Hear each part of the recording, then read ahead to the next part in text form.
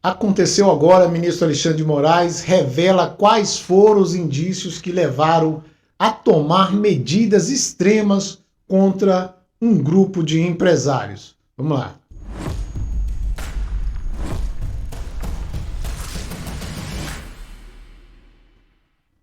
Pois é, foi confirmado que o ministro Alexandre de Moraes realmente baseou sua medida extrema a partir de uma reportagem do jornal Metrópole, com suspensão aí das garantias constitucionais. No meu entendimento, foi uma medida totalmente constitucional, haja vista que o ministro do STF não tem esse poder de suspender cláusula pétrea da Constituição. Ah tá, a primeira vez que o ministro age desta forma? Não, não é a primeira vez. E ferindo aí a nossa Carta Magna, já há algum tempo tem sido a tônica desse ministro lá do STF, e realmente a gente vive nesse momento distópico da situação no país.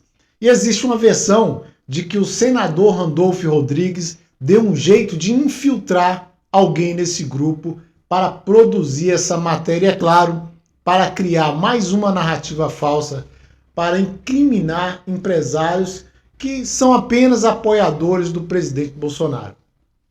E o senador Randolfo Rodrigues, como todos nós sabemos, é o coordenador da campanha do candidato Lula. Candidato que saiu da prisão para disputar a presidência do país. Gente, isso é um absurdo, aonde vamos chegar aceitando esses desmandos. E certamente o senador encaminhou a notícia ao ministro Alexandre de Moraes, que tomou certamente essas medidas aí. Muitos não sabem muito bem o que o vice do Lula, o Alckmin, foi fazer se juntando a ele. E por que está apoiando o Lula? Ele até pouco tempo chamava o Lula de ladrão, que queria voltar à cena do crime. E do nada começa a cantar a Internacional Socialista, parece que virou realmente de uma hora para outra um comunista de primeira linha. Ele poderia até disputar o governo de São Paulo, até com chances de vencer. Um sujeito que politicamente, em se tratando de voto, não significa nada aí para o PT e até pode atrapalhar, tirando alguns votos, porque tem petista que não vai aturar o Alckmin como vice, como a gente já viu. Por que eu estou levando isso a termo? Por que eu estou levantando essa situação aqui? O ministro Alexandre de Moraes conseguiu uma ascensão meteórica em sua carreira, chegando a ministro do STF, por causa, é claro, do Alckmin, que o lançou para a política. Será que tem algo a ver isso aí? Aí eu faço uma pergunta. Não sei, mas do jeito que tudo vem acontecendo, temos que ficar atentos. Vamos então ver a matéria que saiu agora com a CNN. Vamos ver. O ministro Alexandre de Moraes acaba de divulgar a decisão que autorizou a operação contra empresários bolsonaristas na semana passada, na terça-feira passada. A decisão foi mantida em sigilo. O ministro, neste momento, tirou o sigilo tanto da decisão em que autorizou, quanto da representação em que a própria Polícia Federal, por meio do delegado, que eu vou trazer o nome aqui. Gente, só a representação na qual a PF pede a batida contra os empresários tem 18 páginas. O delegado Fábio Alvarez Chor foi o responsável por esse pedido. Eu encaminhei aqui para o nosso time, eu compartilhei com eles a decisão que você vê em primeira mão aqui na CNN, foi liberado o sigilo, então, portanto, agora é público para todo mundo. O ministro assinou a liberação do sigilo, a gente estava em cima do lance e traz aqui para vocês. A decisão do ministro Alexandre de Moraes tem 32 páginas. 32 páginas. Nós vamos aqui direto para o local onde o ministro informa a motivação. Nós vamos fazer daquele jeito que você sabe que a gente faz no CNN 360. Primeiro, esclarecendo, teve bloqueio de contas bancárias e das redes sociais. o ministro diz: em virtude da presença de fortes indícios e significativas provas apontando a existência de uma verdadeira organização criminosa, de forte atuação digital e com núcleos de produção, publicação, financiamento e político também absolutamente idênticos aos investigados no inquérito das milícias digitais, com a nítida finalidade de atentar contra a democracia. Portanto, em face das circunstâncias apontadas, imprescindível a realização de diligências, inclusive com o afastamento excepcional de garantias que não podem ser utilizadas como escudo para a prática de atividades ilícitas. Assim, se torna necessária, adequada e urgente a eventual propagação de discurso de ódio, subvenção à ordem e incentivo à quebra à normalidade, com o bloqueio de Facebook, Twitter, Telegram e Instagram.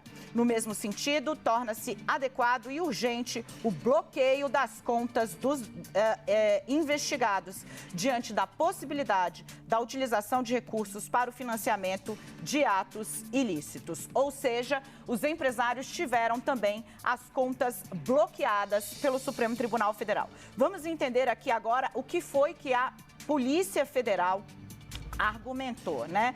O ministro diz: trata-se de um pedido instaurado a partir da reportagem do site Metrópolis, o Guilherme Amado, que revelou a existência dessas conversas. Segundo o noticiado, o grupo reúne empresários de diversas partes do país, como Luciano Hang, Afrano Barreira, José Isaac Pérez, José Cury, Ivan Vrobel, Marco Aurélio Raimundo, que é o dono da Mormai. Com ciência das reportagens, o senador apresentou também, Randolfo Rodrigues, uma manifestação pedindo a apuração.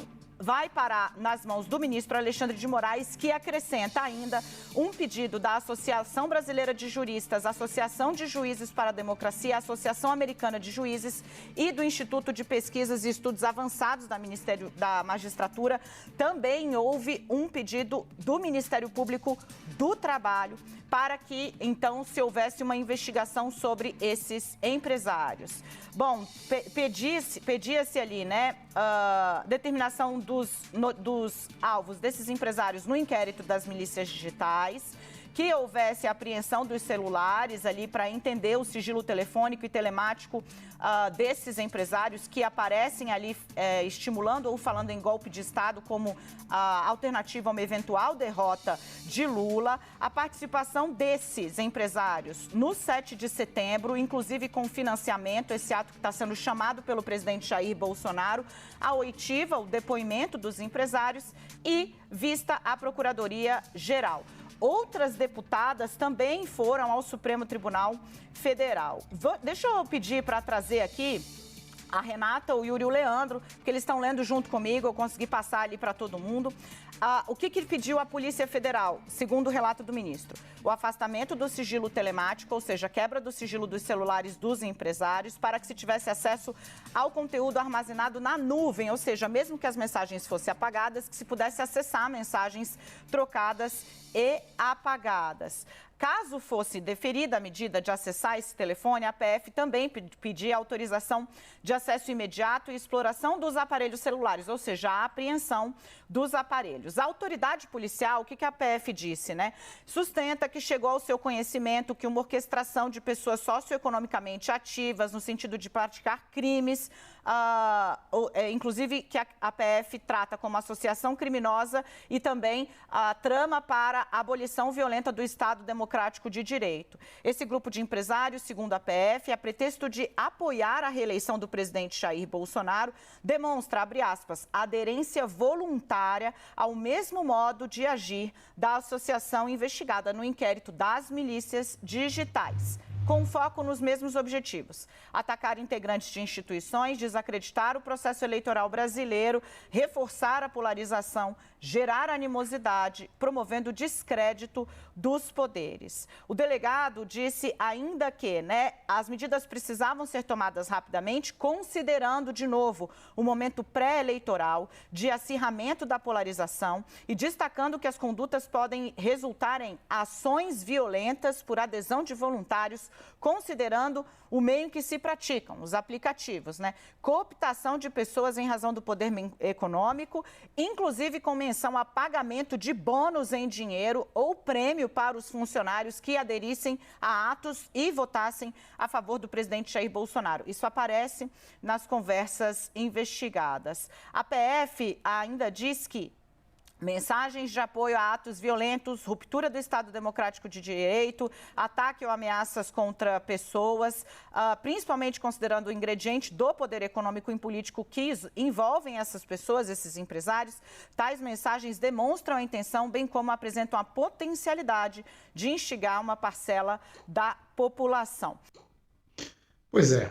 Aí quando você pega, você vê uma peça unicamente de ficção de um desejo, de uma palavra que foi lançada num grupo de WhatsApp que é privado, que virou esse tipo de coisa para formar-se uma denúncia falando. E a gente vê que todo esse pessoal que se juntou para fazer esse pedido ao ministro Alexandre de Moraes é exatamente aqueles apoiadores do Lula, aquelas pessoas que estão junto com Lula.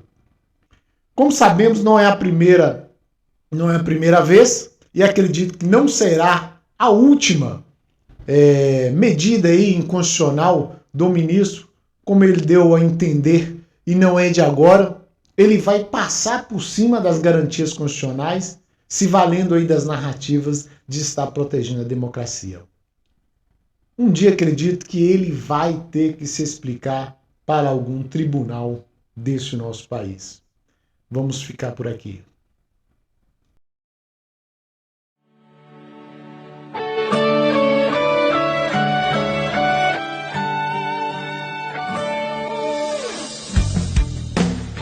Alô Brasil, é o capitão do povo que vai vencer de novo.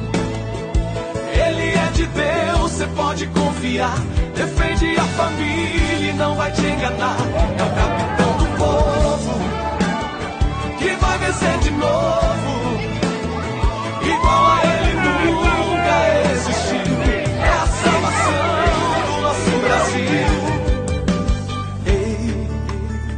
No mito eu boto fé. É ele quem defende a nação e tem nossa bandeira no seu coração. Ele está em nossas mãos. Temos a chance de novo de cuidar do nosso povo e gritar: Brasil acima de tudo e Deus acima de todos. É o capitão do povo que vai vencer de novo. Ele é de Deus, você pode confiar. Defende a família e não vai te enganar. É o capitão do povo que vai vencer de novo. Igual a ele nunca existiu. É a salvação do nosso Brasil. É o capitão do povo que vai vencer de novo. Ele é de Deus, você pode confiar. Defende a família e não vai te enganar.